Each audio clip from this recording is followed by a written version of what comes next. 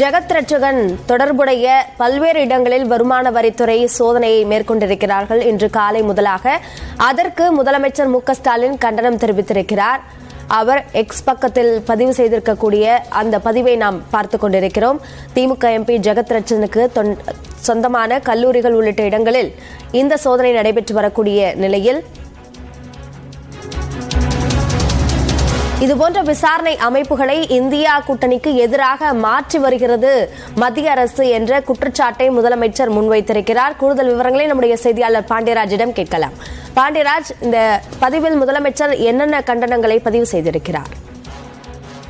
அபிநயா முன்னாள் மத்திய இணையமைச்சரும் திமுகவினுடைய அரக்கோணம் நாடாளுமன்ற உறுப்பினருமான ஜெகத் ரட்சகன் அவருக்கு சொந்தமான வீடு, கல்லூரி மற்றும் அவருடைய தொழில் நிறுவனங்களில் இன்று காலை முதல் 40க்கும் மேற்பட்ட இடங்களில் வருமான வரித்துறையினரானது சோதனையில் ஈடுபட்டு வருகின்றனர். ஏற்கனவே கடந்த சில வருடங்களுக்கு முன்பாக ஜெகத் ரட்சகன் வீடு மற்றும் அலுவலகங்களில் சோதனை நடைபெற்ற நிலையில் தற்பொழுது மீண்டும் இந்த சோதனையானது நடைபெற்று வருகிறது. ஏற்கனவே திமுக தலைவரும் முதலமைச்சருமான மு க ஸ்டாலின் எதிர்க்கட்சிகளை பழிவாங்கும் நடவடிக்கையாக இடி, சிபிஐ போன்ற புலனாய்வு அமைப்புகளை மத்திய அரசு தவறாக பயன்படுத்தி வருகிறது என்று தொடர்ச்சியாக குற்றம் சாட்டப்பட்டு வந்த நிலையில் தற்பொழுது மீண்டும் திமுகவினுடைய முக்கிய நிர்வாகியினுடைய வீட்டில் தற்பொழுது வருமான வரித்துறை சோதனை என்பது நடைபெற்று வருகிறது. இந்த சூழ்நிலையில் ட்விட்டர் பக்கத்தில் முதலமைச்சர் மு க ஸ்டாலின் கருத்து ஒன்று தெரிவித்திருக்கிறார். அதில் மத்திய பாஜக அரசின் பழிவாங்கும் அரசியலுக்கு எல்லையே இல்லை என்றும், ஆம் ஆத்மி எம்பி சஞ்சய் சிங்கை கைது செய்ததும்,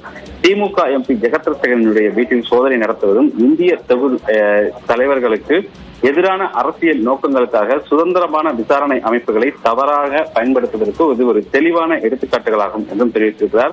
இந்தியா கூட்டணியில் இருக்கக்கூடிய கட்சிகளை சிதைக்கக்கூடிய வகையில் இந்த விஷயங்களை தொடர்ச்சியாக மத்திய அரசு செய்து கொண்டிருப்பதாகவும், அதே போல எதிர்க்கட்சி தலைவர்களை திட்டமிட்டு துன்புறுத்துவது ஜனநாயகத்தின் மீதான தாக்குதலாகும் என்றும் முதலமைச்சர் மு க ஸ்டாலின் தெரிவித்திருக்கிறார். மேலும் வெளிப்படையாகவும் நியாயமாகவும் இருக்க வேண்டும் என்று அமலாக்கத்துறையை உச்சநீதிமன்றம் எச்சரித்ததை பாஜக தனது வசதியாக மறந்து விடுகிறது என்றும், ஆனால் அவர்கள் சட்டத்தின் ஆட்சியையும் ஜனநாயகத்தையும் புறக்கணிப்பதில் நரகத்தில் இருப்பதாக தெரிகிறது என்றும் தெரிவித்தார். மேலும் எதிர்க்கட்சிகளிடையே வளர்ந்து வரக்கூடிய ஒற்றுமையை கண்டு பாஜக தெளிவாக பயப்படுகிறது என்ற ஒரு குற்றச்சாட்டையும் முதலமைச்சர் மு க ஸ்டாலின் அவர்கள் தனது ட்விட்டர் பக்கத்தின் வாயிலாக தெரிவித்திருக்கிறார்.